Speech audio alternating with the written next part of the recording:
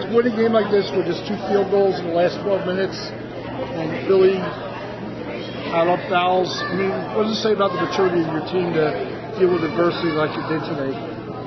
We gutted it out, and when you have a leader like DJ, you expect good things to happen.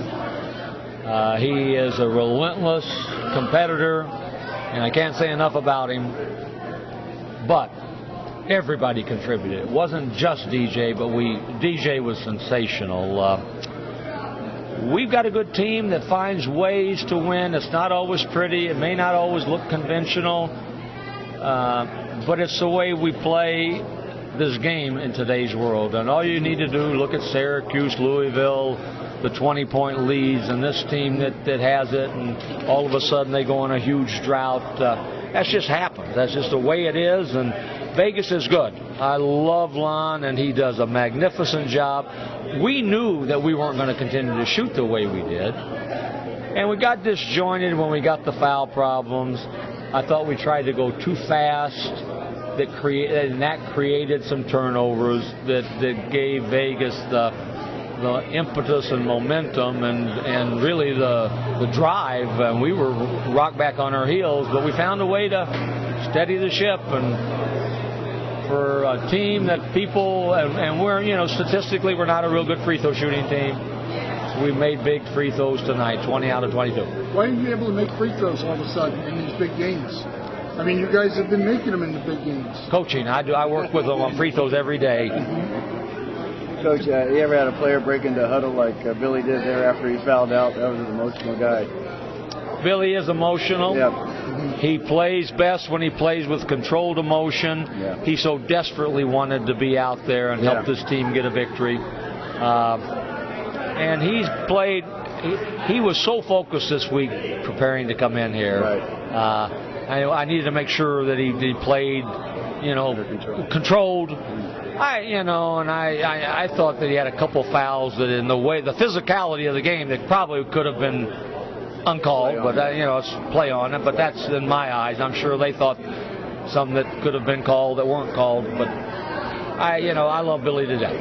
Coach, to be tested like this on the road, the players kind of talked about it, had a little NCAA tournament feel to it, to come out with a win. It sure does. You got 2 teams that are NCAA tournament teams. Don't let anybody tell you that Vegas is not an NCAA tournament team. They're good. They're real good. And a team that beat Wisconsin, Kansas State, Virginia Tech, and play the way they have, don't tell me they're not an NCAA tournament team. They're a veteran club. They guard harder than anybody in our league, and both teams deserve to be in the tournament. So, it had a flavor of NCAA atmosphere to it. Steve, how much will this help you, though, next month? Starting with the Mount West tournament to win a game when your offense is struggling and you've got guys in foul trouble. It really was a good litmus test for you. Kind of a nice... Steve, we found different ways with different people when guys have been hurt, sick, in foul trouble, to make plays. We've got a couple people to get a little more attention, but we've got a lot of guys that are capable of stepping up and playing, and I was very proud of the way we did that today. But ultimately, it does come down to DJ Gay being the best player on the floor for either team. That gives you that advantage, doesn't it? In a game like this, I don't know how many games he's gone now without a turnover, and he had another one against all that stress and pressure. He had 3 assists, no turnovers, and made big-time plays for us.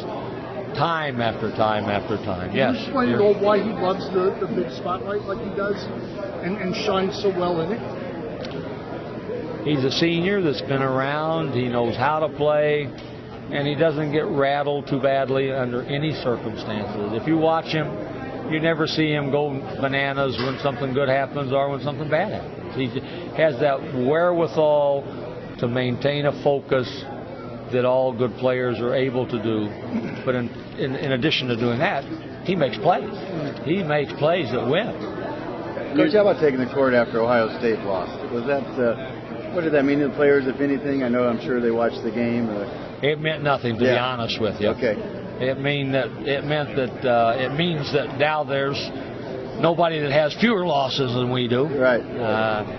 But that didn't mean anything. Yeah. I mean, this game today is what we were all thinking about, concerned about, and preparing for. Yeah. 2 good teams going at one another. Rightly so. They're good. Steve, I'll see you next month. Okay, Steve. It looked like Carwell went into the locker room near the end of the game, and he came out with a knee bandage.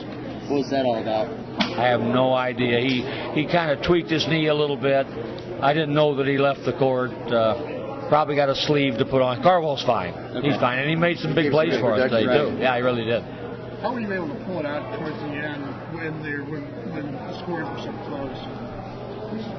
We made free throws. We made some stops when we had to after they dribbled by us like we weren't out there for a period of time. And we stepped up and made enough important plays to win. And when we got fouled, we made our free throws. And that's the mark of a team that, again, finds ways to be successful.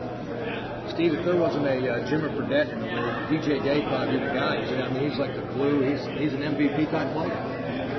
He is an MVP type player. Right. He is that. There's no question about it. He's someone that says little and does a lot. And there's no team in America that would not want DJ Gay on their team. And I'm really glad that we've got him on ours. And down the stretch in this game, in particular, that experience that he had, I mean, that played a big role in this thing, didn't it? No question. We've got 5 seniors. We've got a veteran crew. But DJ has the ball in his hands all the time to make important decisions. What are we going to do? How are we going to start an offense? What am I going to do with it when they take away first options? And I'm so confident that he will make good decisions when stress hits. And he does that repeatedly. And he did that again today. He never turns the ball over, does he? Sure doesn't. No, he doesn't. He's pretty reliable.